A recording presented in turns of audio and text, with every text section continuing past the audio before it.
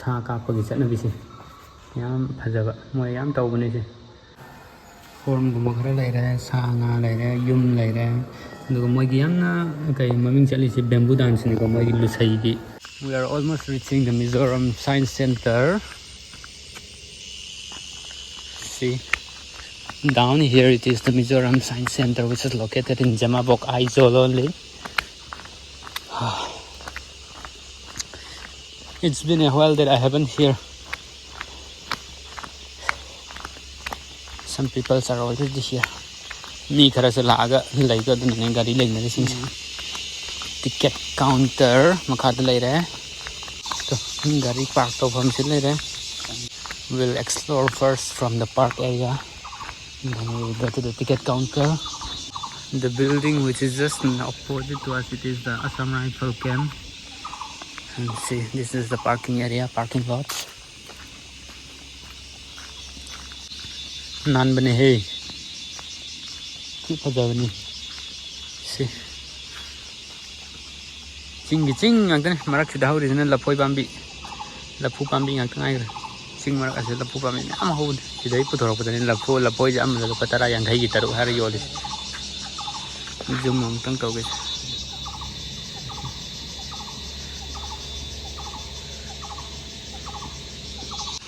So now we're heading to the ticket counter. Mi atai se lai then get lai ra ai khoi la ai gam then pa se ticket pa kadai pa sang khra ising the ticket ke rate lai ra pani o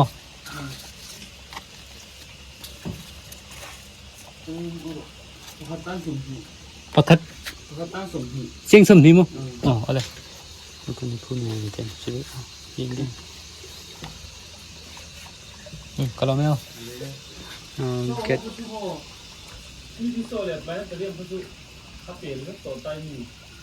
oh ole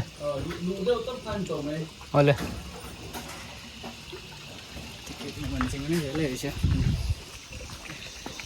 sang này Mizoram Science Center sẽ được thả đấy 3D की गति चंग बया रे लोय ख्रे रि timing लोय ख्रे रि कोई खरा थेंग ख्रे ने सिर सन चंगा चंग बया रे याद्र पर मतम लोय तो रे न सो हाय हो प्रमित ज्ञान था हंता रे forest gallery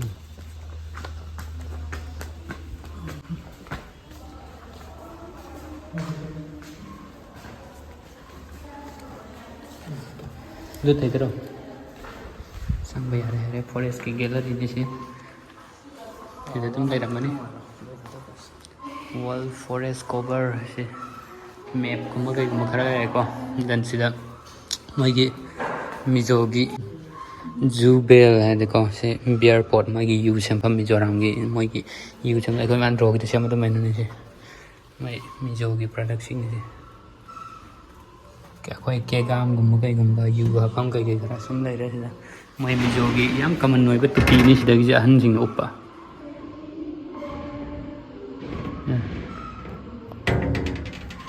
sida mizo no la lai mizo no pi ni sida mizo no la no sida mizogi handloom kai ga gi sabon ko tondo ndogi handloom gi production ni sabagi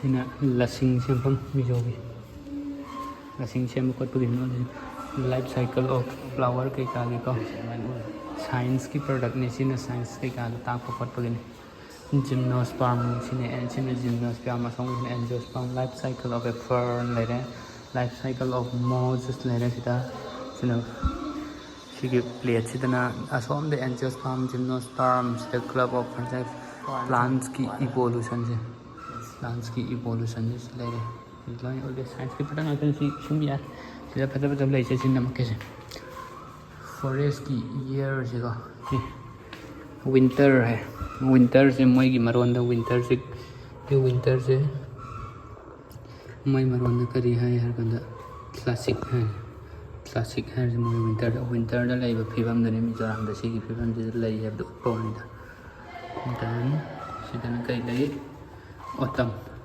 ꯑꯣꯇꯝꯁꯤꯅ ꯐꯕꯥꯡ ꯍꯥꯏꯔꯦ ꯑꯣꯇꯝꯗ ꯂꯩꯕ ꯐꯤꯕꯝꯁꯤꯅ ꯁꯤꯗ ꯎꯠꯂꯦ ꯁꯤꯗ ꯑꯣꯇꯝꯗ ꯂꯩꯕ ꯐꯤꯕꯝꯗꯅꯤ ꯁꯤ then ꯁꯤꯗ summer ꯂꯩꯔꯦ ꯅꯤꯀꯨꯏ ꯍꯥꯏꯔꯤꯁꯤꯅ ꯁꯝꯃꯔꯅꯤ ꯁꯝꯃꯩ ꯍꯥꯏꯔꯦ ꯁꯤꯗꯅ ꯀꯩꯒꯤ ꯁꯤꯅ ꯁꯝꯃꯔꯒꯤ ꯄ꯭ꯔꯗꯛ ꯁꯤꯗꯅ ꯁ꯭ꯄ꯭ꯔꯤꯡ ꯁꯤꯖꯟꯁꯤꯅ ꯀ꯭ꯂꯥꯎ ꯃꯣꯏ ꯗꯦꯟ forest for life ꯁꯤꯗꯅ forest products forest ꯁꯤꯁꯤꯡꯁꯦ ꯂꯣꯏ ꯂꯩꯔꯝꯃꯦꯀꯣ ꯑꯗꯣ ꯍꯧꯖꯤꯛꯄꯨꯗꯤ ꯁꯤꯗ ꯀꯩꯗ ꯇꯥꯏꯒꯔꯒꯨꯝꯕꯁꯤꯗꯤ ꯐꯪꯗꯕ ꯂꯥꯏꯑꯣꯟꯒꯨꯝꯕꯁꯤꯗꯤ ꯐꯪꯗꯕ ꯌꯥꯎꯔꯦ ꯍꯥꯟꯅꯗꯤ ꯐꯪꯉꯝꯃꯦ ꯍꯥꯏꯁꯦ ꯃꯣꯏꯗ ꯑꯗꯨꯅꯗꯤ ꯊꯝꯃꯤꯁꯦ ꯋꯥꯏꯜ ꯂꯥꯏꯐ ꯁꯦꯡꯆꯨꯔꯤꯁ ꯂꯩꯔꯦ ꯗꯦꯟ ꯁꯤꯒꯤꯁꯤꯅ ꯀꯩꯅꯣ ꯍꯥꯏꯔꯀꯥꯟꯗ ꯐꯣꯇꯣꯁꯤꯟꯊꯦꯁꯤꯁꯀꯤ ꯄ꯭ꯔꯗꯛ ꯀꯩꯁꯦ ꯐꯣꯇꯣꯁꯤꯟꯊꯦꯁꯤꯁꯁꯤ ꯀꯃꯥꯏꯅ ꯇꯧꯏ ꯍꯥꯏꯕꯗꯨꯅ ꯎꯠꯂꯤꯁꯤꯒ ꯁꯤꯗ ꯐꯣꯇꯣꯁꯤꯟꯊꯦꯁꯤꯁꯁꯤꯅꯤꯁꯦ ꯁꯤ ꯅꯨꯃꯤꯠ ꯂꯥꯛꯑꯦꯀꯣ ꯁꯤꯗꯒꯤ ꯅꯨꯃꯤꯠꯁꯤꯗꯒꯤ ꯔꯦꯁꯤ ꯀꯩ ꯁꯟꯂꯥꯏꯠꯁꯤ ꯂꯥꯛꯑꯦ ꯑꯗꯒꯤ ꯃꯈꯥꯗ ꯀꯩꯗ ꯀꯃꯥꯏꯅ ꯇꯧꯔꯒ ꯄ꯭ꯂꯥꯟꯁꯀꯤ ꯂꯤꯐꯇ ꯌꯧꯏ ꯄ꯭ꯂꯥꯟꯁꯀꯤ ꯂꯤꯐꯇꯒꯤ ꯀꯃꯥꯏꯅ ꯊꯣꯛꯂꯛꯈꯤ ꯑꯗꯒꯤ ꯀꯃꯥꯏꯅ ꯆꯠꯂꯤ ꯀꯃꯥꯏꯅ ꯁꯣꯏꯜꯗ ꯌꯧꯏ ꯍꯥꯏꯕꯗꯨꯅꯤ ꯁꯤꯗ ꯎꯠꯂꯤꯁꯤꯀꯣ ꯁꯤꯗ ꯉꯥꯛꯇꯪ ꯌꯦꯡꯁꯤꯀꯣ ꯐꯣꯇꯣꯁꯤꯟꯊꯦꯁꯤꯁ ꯀꯔꯤꯅꯣ ꯍꯥꯏꯕꯁꯤ ꯁꯤꯗ ꯀꯣꯟꯅ ꯄꯥꯔꯁꯨ ꯌꯥꯔꯦ ꯁꯤ ꯐꯣꯇꯣꯁꯤꯟꯊꯦꯁꯤꯁ ꯃꯣꯏꯒꯤ ꯌꯥꯝ ꯐꯕ ꯑꯃꯅ ꯏꯪꯂꯤꯁꯇꯁꯨ ꯏꯒꯅꯤ ꯃꯣꯏꯒꯤ ꯃꯔꯣꯟꯗꯁꯨ ꯏꯒꯅꯤ ꯑꯗꯨꯃꯥꯏꯅ ꯈꯪꯗꯕꯁꯤꯡꯗꯣ ꯈꯪꯒꯅꯤꯕꯀꯣ ꯁꯤꯗ ꯀꯣꯟꯅ ꯄꯥꯔꯁꯨ ꯌꯥꯔꯦ ꯄꯥꯕꯗꯤ ꯏꯟꯗꯤꯌꯥꯒꯤ ꯐꯣꯔꯦꯁ ꯀꯣꯚꯔ ꯂꯩꯔꯦ ꯐꯣꯔꯦꯁꯀꯤ ꯏꯀꯣ ꯁꯤꯁꯇꯦꯝ ꯂꯩꯔꯦ ꯁꯤꯗ ꯄ꯭ꯂꯥꯟꯁ ꯍꯥꯏꯔꯒ ꯃꯆꯤ ꯌꯥꯝꯕꯁꯤꯗꯁꯨ ꯂꯩꯔꯤ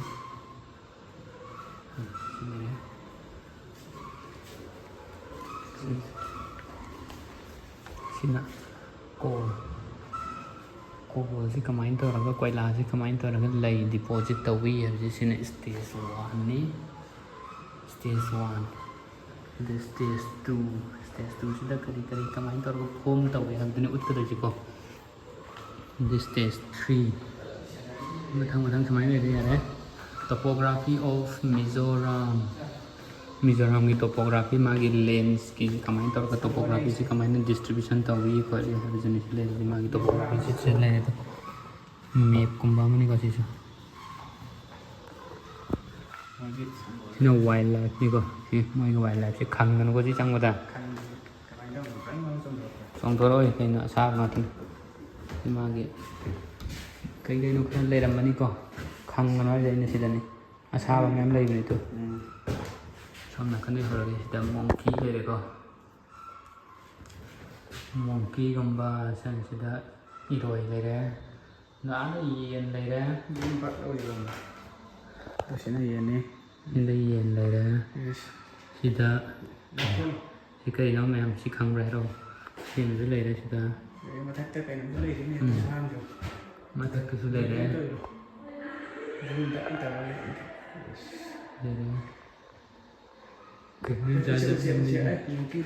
ꯎꯆꯦꯛꯀ ꯂꯩ ꯄꯦꯔꯣꯠꯁꯀꯨꯝꯕ ꯈꯔꯁꯨ ꯂꯩꯔꯦꯀꯣ ꯎꯆꯦꯛ ꯎꯍꯧꯗ꯭ꯔꯦ ꯑꯩꯈꯣꯏꯅ ꯑꯗꯨꯃꯥꯏꯅ ꯊꯝꯃꯣ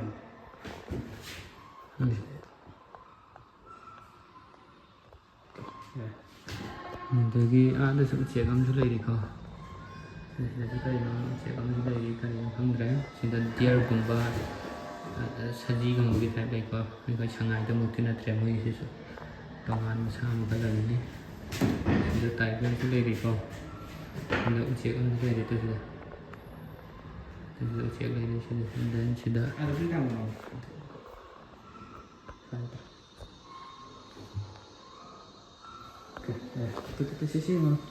ꯀꯩ ꯁꯥ ꯀꯧꯕꯅꯣ ꯁꯤ ꯀꯩꯁꯤꯅꯣ ꯁꯤꯒꯤꯁꯤ ꯑꯩꯈꯣꯏꯒꯤ ꯀꯩꯕ ꯀꯥꯎꯔꯦꯅꯦ ꯃꯇꯨ ꯐꯠ ꯀꯥꯞꯊꯣꯛꯄꯤꯗꯨꯅꯤꯅꯦ ꯀꯥꯎꯔꯦꯅꯦ ꯃꯇꯨ ꯀꯥꯞꯄꯤ ꯁꯤꯗ ꯃꯈꯜ ꯂꯩꯔꯦ ꯄꯥꯏꯊꯣꯟ ꯑꯥꯗ ꯁꯥ ꯑꯃꯁꯨ ꯂꯩꯔꯦ ꯀꯔꯤꯅꯣ ꯀꯥꯎꯔꯦ ꯁꯤ ꯁꯥꯗꯨꯁꯨ ꯃꯇꯨꯝ ꯇꯥꯁꯤꯟꯈꯤꯕꯗꯨꯅꯤ ꯃꯇꯨꯝ ꯇꯥꯁꯤꯟꯈꯤꯕꯗ ꯃꯀꯨ ꯌꯥꯝ ꯀꯟꯕ ꯖꯥꯠꯇꯨꯅꯤ ꯃꯀꯨ ꯌꯥꯝ ꯀꯟꯕ ꯖꯥꯠꯇꯨꯅꯤ ꯁꯤꯗ ꯃꯀꯨ ꯂꯩꯔꯦ ꯑꯗꯨꯒ ꯁꯤꯒꯤ ꯏꯁꯀ꯭ꯋꯥꯔꯦꯜꯁꯤꯀꯣ ꯌꯥꯝꯅ ꯀꯃꯟ ꯑꯣꯏꯕ ꯁꯥꯅꯤ ꯃꯣꯏꯁꯤꯗ ꯌꯥꯝ ꯂꯩꯌꯦ ꯏꯁꯀ꯭ꯋꯥꯔꯦꯜꯁꯤ ꯁꯤꯗ ꯃꯀꯨ ꯂꯩꯔꯦ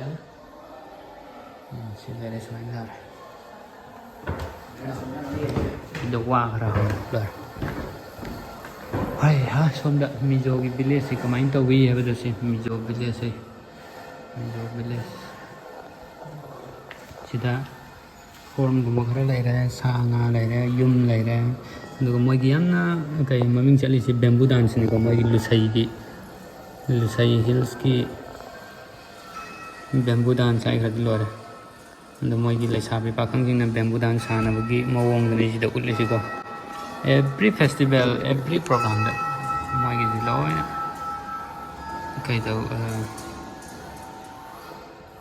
ꯁꯤꯒꯤ ꯆꯠꯅꯕꯤꯁꯤ ꯂꯩ. ꯁꯣꯝꯗꯅ ꯀꯔꯤꯅꯣ ꯍꯥꯏꯔꯀꯥꯟꯗ ꯁꯤꯅ ꯃꯣꯏꯒꯤ ꯐꯧꯒꯨꯝꯕ ꯀꯜꯇꯤꯚꯦꯁꯟ ꯀꯩꯒꯨꯝꯕ ꯈꯔ ꯃꯆꯥ ꯃꯆꯥ ꯇꯧꯕꯒꯨꯝꯕꯀꯣ, ꯌꯥꯝ ꯄꯥꯛ ꯁꯟꯅ ꯇꯧꯕꯗꯤ ꯅꯠꯇꯦ, ꯑꯗꯨꯒꯨꯝꯕꯒꯤ ꯎꯠꯄꯅꯤ ꯁꯤꯅ. ꯁꯤꯗ ꯃꯣꯏꯒꯤ ꯌꯨꯝ ꯈꯨꯁꯥ ꯂꯩꯔꯦ, ꯊꯥꯏꯅꯒꯤ ꯃꯣꯏꯒꯤ ꯌꯨꯝꯁꯤꯡꯁꯦ ꯀꯃꯥꯏꯅ ꯁꯥꯏ ꯍꯥꯏꯕꯗꯣ ꯁꯤꯗ ꯎꯠꯂꯦ. ꯑꯗꯒꯤ ꯐꯧ ꯂꯥꯡ ꯁꯨꯕ ꯈꯣꯠꯄꯒꯤꯀꯣ ꯂꯩꯔꯦ. ꯉꯁꯥꯏ ꯑꯁꯣꯝ ꯅꯥꯀꯟꯗꯅ ꯃꯤꯖꯣꯒꯤ ꯅꯨꯂꯥ ꯑꯃ ꯂꯩꯍꯧꯔꯦ, ꯁꯤꯗ ꯍꯅꯨꯕꯤ ꯑꯃꯀꯣ, ꯍꯥꯏꯗꯤ ꯁꯨꯝ ꯃꯤꯖꯣ ꯅꯨꯄꯤ ꯑꯃ. ꯑꯗꯨꯒ ꯁꯤꯗꯅ ꯃꯤꯖꯣꯒꯤ ꯅꯨꯄꯥꯁꯦ ꯀꯃꯥꯏꯅ ꯇ꯭ꯔꯦꯗꯤꯁꯅꯦꯜ ꯗ꯭ꯔꯦꯁꯇ ꯑꯦꯇꯥꯌꯔ ꯇꯧꯏ ꯍꯥꯏꯕꯗꯨ ꯁꯤꯅꯤ. ꯃꯣꯏ ꯇ꯭ꯔꯦꯗꯤꯁꯅꯦꯜꯒꯤ ꯑꯦꯇꯥꯌꯔꯅꯤꯀꯣ ꯁꯤ. ꯁꯤꯗ ꯃꯣꯏꯒꯤ ꯃꯑꯣꯡꯒꯤ ꯀ꯭ꯔꯥꯐꯇꯦꯠ ꯑꯣꯏꯕ ꯕꯦꯝꯕꯨꯅ ꯁꯥꯕ ꯉꯥꯛꯇꯅꯤꯀꯣ ꯁꯤ. ꯀꯞꯀꯨꯝꯕ, ꯄ꯭ꯂꯦꯠꯀꯨꯝꯕ ꯁꯤ ꯕꯦꯝꯕꯨꯅ ꯁꯥꯕ ꯉꯥꯛꯇꯅꯤ. ꯑꯗꯒꯤ ꯃꯣꯏꯒꯤ ꯗꯦꯀꯣꯔꯦꯁꯟ ꯑꯣꯏꯅ ꯁꯤ ꯑꯃꯁꯨ ꯂꯩꯔꯦ. ꯁꯤꯗ ꯃꯣꯏꯒꯤ ꯍꯣꯔꯟ ꯂꯩꯔꯦ. ꯗꯦꯟ ꯁꯤ ꯃꯣꯏꯒꯤ ꯃꯤꯖꯣꯒꯤ ꯊꯥꯏꯅꯒꯤ ꯃꯤꯁꯤꯡꯅ ꯁꯤꯖꯤꯟꯅꯔꯝꯕ ꯈꯨꯠꯁꯨ ꯈꯨꯠꯂꯥꯏꯒꯨꯝꯕ, ꯍꯥꯏꯗꯤ ꯃꯦꯆꯤꯟꯒꯨꯝꯕꯒꯤ ꯇꯥꯏꯞꯅꯤ ꯁꯤꯒꯤꯁꯤꯅ. ꯀꯔꯤꯅꯣ ꯍꯥꯏꯕꯗꯤ ꯈꯪꯗ꯭ꯔꯦ. ꯃꯣꯏꯒꯤ ꯂꯣꯡꯕꯥꯛꯀꯨꯝꯕ ꯀꯩꯒꯨꯝꯕ ꯈꯔ ꯂꯩꯔꯦ ꯁꯤꯗ. ꯁꯤꯗꯁꯨ ꯀ꯭ꯔꯥꯐꯇꯦꯠ, ꯃꯣꯗꯔꯟ ꯀ꯭ꯔꯥꯐꯇꯦꯠ, ꯕꯦꯝꯕꯨ ꯀ꯭ꯔꯥꯐꯇꯦꯠ ꯑꯣꯏꯕ ꯉꯥꯛꯇ. ꯃꯣꯏꯒꯤ ꯃꯤꯖꯣꯒꯤ ꯁꯤꯒꯤ ꯁꯥ ꯀꯥꯞꯄꯒꯤ ꯆꯠꯅꯕꯤꯁꯦ ꯌꯥꯝ ꯐꯖꯕ, ꯃꯣꯏ ꯌꯥꯝ ꯇꯧꯕꯅꯦ ꯁꯤ. ꯑꯗꯒꯤ ꯅꯨꯄꯤꯁꯤꯡꯅ ꯌꯨꯝꯗ ꯐꯤ ꯁꯥꯕꯒꯤ ꯁꯤꯟ.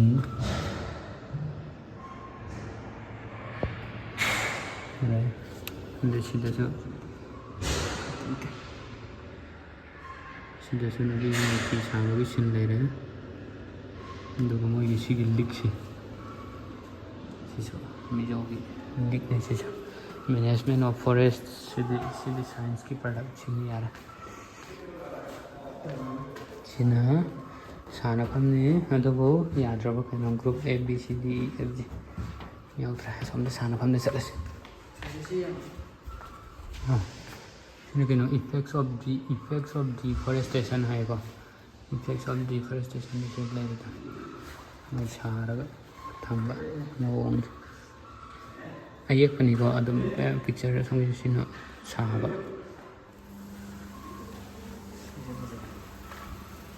ꯁꯣꯝꯗ ꯈꯔ ꯁꯥꯟꯅꯔꯨꯔꯁꯤ. ꯁꯥꯟꯅꯐꯝꯈꯔ ꯂꯩꯔꯝꯃꯅꯤ. 2D 3D ꯇꯧꯗꯨꯅ ꯏꯂꯦꯛꯇ꯭ꯔꯣꯅꯤꯛ ꯑꯣꯔꯒꯥꯟꯁꯀ ꯇꯧꯔꯒ ꯁꯥꯏꯟꯁ ꯃ꯭ꯌꯨꯖꯤꯌꯝꯅꯤꯅꯀꯣ, ꯁꯥꯏꯟꯁꯀꯤ ꯑꯣꯏꯕ ꯈꯔ ꯑꯃ ꯂꯩꯔꯝꯃꯅꯤ ꯁꯤꯗ. ꯃꯤ ꯅꯨꯄꯤ ꯑꯃꯁꯨ ꯁꯤꯗ ꯀꯟꯅ ꯁꯥꯟꯅꯔꯤ, ꯕꯤꯠ ꯂꯧꯔꯤ. ꯁꯤꯒꯤꯁꯤ ꯀꯩꯅꯣ ꯍꯥꯏꯔꯀꯥꯟꯗ ꯗ ꯏꯝꯄꯣꯁꯤꯕꯜ ꯃꯤꯛꯆꯔꯅꯦꯕꯀꯣ. ꯃꯤꯛꯁ ꯇꯧꯕ ꯁꯨꯡꯉꯝ ꯉꯝꯗꯕ ꯂꯤꯀ꯭ꯋꯤꯠꯁꯤꯡꯅꯦꯕ ꯁꯤꯒꯤꯁꯦ. ꯁꯤꯗ ꯗ ꯏꯝꯄꯣꯁꯤꯕꯜ ꯃꯤꯛꯆꯔ. ꯔꯣꯇꯦꯠ ꯗ ꯐ꯭ꯔꯦꯝ ꯇꯨ ꯇꯔꯟ ꯗ ꯇ꯭ꯌꯨꯕ ꯑꯞꯁꯥꯏꯠ ꯗꯥꯎꯟ. ꯁꯤ ꯔꯣꯇꯦꯠ ꯇꯧꯔꯣ ꯍꯥꯏꯔꯦ, ꯇ꯭ꯌꯨꯕꯁꯦ ꯑꯞꯁꯥꯏꯠ ꯗꯥꯎꯟ ꯇꯧꯅꯕ. ꯗꯦꯟ ꯀꯂꯔ ꯂꯤꯀ꯭ꯋꯤꯠꯁ ꯏꯟꯁꯥꯏꯠ ꯁꯤꯝ ꯇꯨ ꯃꯤꯛꯁ ꯑꯦꯠ ꯐꯥꯔꯁ. ꯃꯅꯨꯡꯗ ꯌꯥꯎꯔꯤꯕ ꯁꯤꯒꯤ ꯀꯂꯔ ꯑꯍꯨꯝꯁꯦ, ꯑꯍꯥꯟꯕꯗꯗꯤ ꯀꯩꯗꯧꯔꯕ ꯃꯤꯛꯁ ꯇꯧꯕ ꯃꯥꯜꯂꯝꯒꯅꯦꯕꯀꯣ. ꯐꯤꯛꯁ ꯗ ꯂꯤꯀ꯭ꯋꯤꯠꯁ ꯅꯦꯕꯔ ꯃꯤꯛꯁ. ꯑꯗꯨ ꯁꯨꯝ ꯍꯟꯖꯤꯟ ꯁꯨꯃꯥꯏꯅ ꯇꯧꯕ ꯀꯥꯟꯗ ꯃꯣꯏ ꯑꯍꯨꯝꯁꯦ ꯃꯤꯛꯁ ꯁꯨꯡꯇꯧ ꯇꯧꯔꯣꯏ ꯍꯥꯏꯕꯗꯣ. ꯉꯁꯥꯏ ꯇꯧꯕꯗꯨꯅ ꯁꯤ ꯃꯤꯛꯁ ꯇꯧꯕ ꯃꯥꯟꯕ ꯋꯥꯅꯦꯕ, ꯉꯁꯥꯏꯒꯤ ꯑꯗꯨꯃꯥꯏꯅ ꯑꯗꯨꯝ ꯆꯠꯈꯤꯅꯦꯕ. ꯊꯝꯃꯣ ꯌꯥꯔꯦ. ꯑꯣꯟꯊꯣꯔꯛꯄ ꯀꯥꯟꯗ ꯁꯤꯒꯤ ꯂꯤꯀ꯭ꯋꯤꯠꯁꯤ ꯆꯨꯝꯅ ꯀꯩꯅꯣ ꯍꯥꯏꯔꯀꯥꯟꯗ ꯏꯝꯄꯣꯁꯤꯕꯜ ꯃꯤꯛꯆꯔ. ꯉꯁꯥꯏ ꯇꯥꯈꯤꯕ ꯑꯗꯨꯃꯥꯏꯅ ꯇꯥꯔꯛꯀꯗꯧꯔꯦꯗ. ꯌꯦꯜꯂꯣ ꯑꯗꯨꯝ ꯑꯣꯏꯔ ꯇꯥꯕꯗ ꯁꯨꯃꯥꯏꯅ ꯏꯝꯄꯣꯁꯤꯕꯜ ꯃꯤꯛꯆꯔ ꯂꯩꯔꯦ.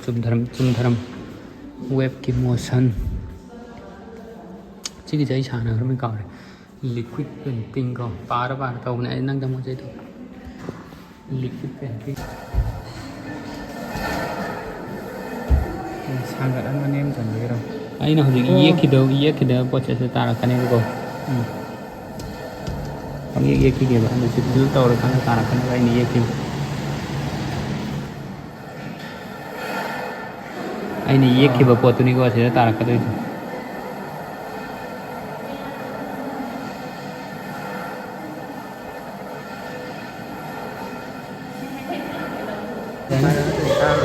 ꯁꯤꯅ ꯑꯦꯀ꯭ꯔꯣꯕꯦꯇꯤꯛ ꯁ꯭ꯇꯤꯛ ꯂꯩꯔꯦ.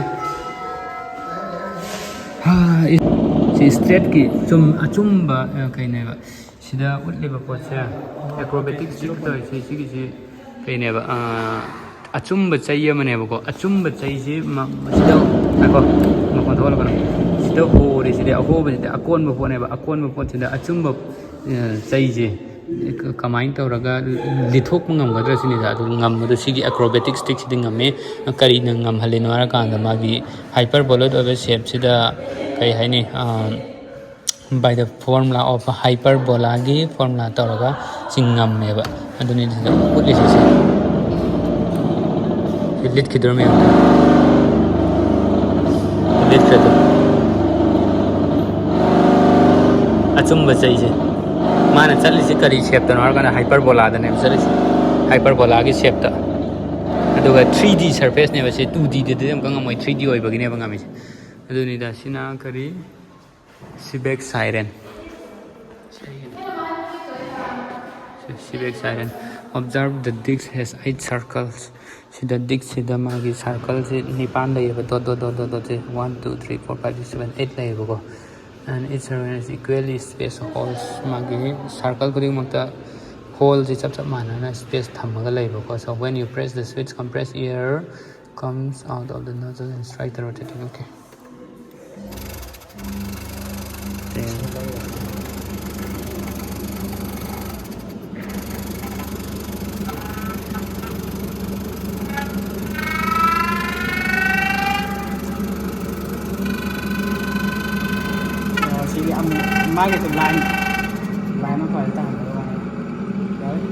So akhoi sigi se ungba kan da ko magi sigi chai sina chat mana magi different notes like ne ba andugi sound different oi ba da swai da thokpa ma kon ga swai da thokpa ma kon ga na da ba aduni sina siren do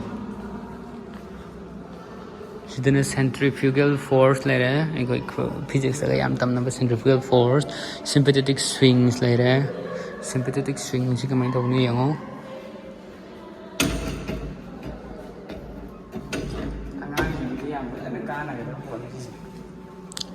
sina kare si sympathetic swing ni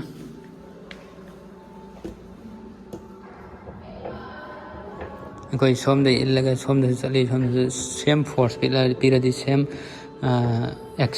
repeated force lai ko le have ni ko se do le si so sympathetic swing le cause le ra si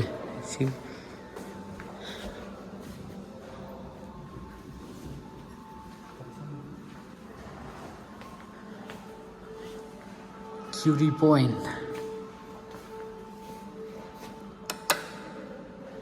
point kena the hanging magnet sticks to small coil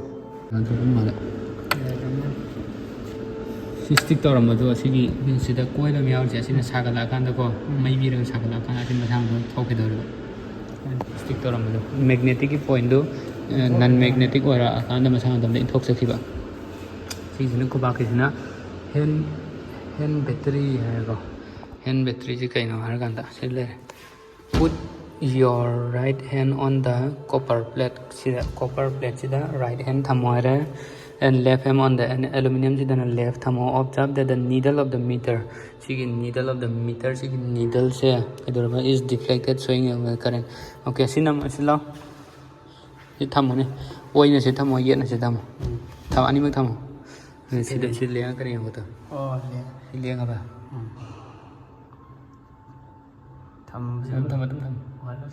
thôi lần thôi không xin cái nói cái này hand battery cái đèn tôi xài through đó là trên thì vậy thôi movies pattern building with mirror cái mirror gì vậy này cái sao thì cái này chỉ có một mirror chứ là 3D thì mình không chẳng được cái này sao thì chẳng rồi thuộc không khẳng định gì đấy cái mirror chỉ đâu cái đây nó quen thuộc cái gì vậy chứ mình không chẳng được cái mình thuộc nó dùng không rồi Duga sidana head on the filter cái nó mồi nghe cao rồi pa tên là sang khra bên ai hana sinam movie pattern swing the front plate sidewise and look at it at distance maybe you share known as movie pattern yeah okay second thâu này xem ꯊꯋꯥꯏ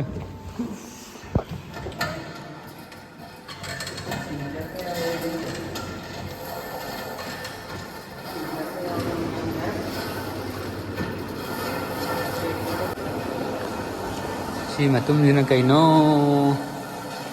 corn runs uphill haiba roll down the ended corn to the lowest point of the track and release it. It turns up. सी असोम मथक ओम चेंखट अखोई चेंथब है मसागे force अंगमबिरम चेंथबने सिने मथम चेंखट सी कईगिनो हरकाना we know all the objects tend to come to the lowest point with the respective ground. So the center of the gravity, when the center of the gravity is at the side of the cone, that's the reason why it is moved upwards. Sini moin hainingis thamago adum masa matam tu lakane banda center of gravity na matong in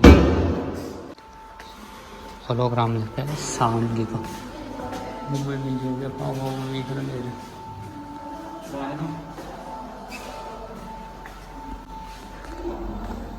someday how to see string of the Beckham is strange.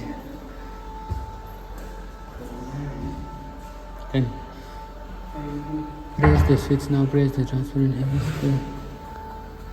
Shiro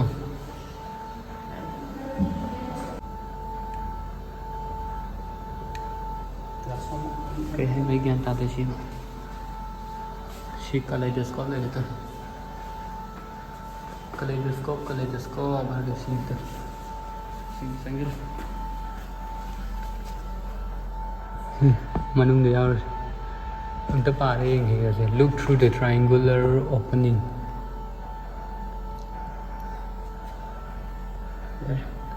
I wifi ना भाई करता ये look through the triangular opening and rotate the long cylinder.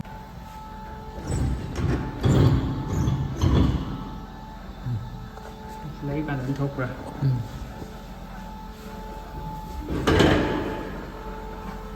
Then I can turning marks later. Turning marks. Look at the marks by passing by inside externally. The concave marks appears to be convex. Concave से ना convex मतलब convex में concave मतलब turning marks है.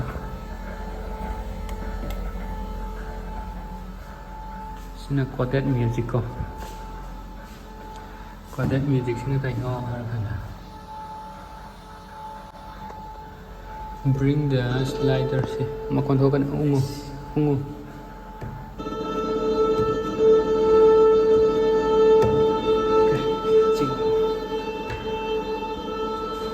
Different notes of the sound will come out when you move like this. You can just barcode coded music.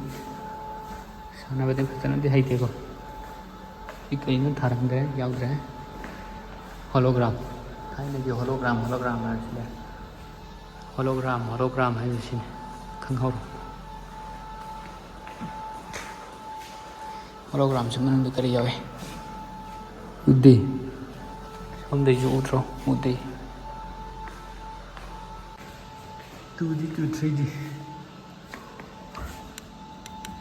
यहाँ दे मैं था जंदे कलर pyramid है कैसे ना से मनूंग द pyramid है कलर pyramid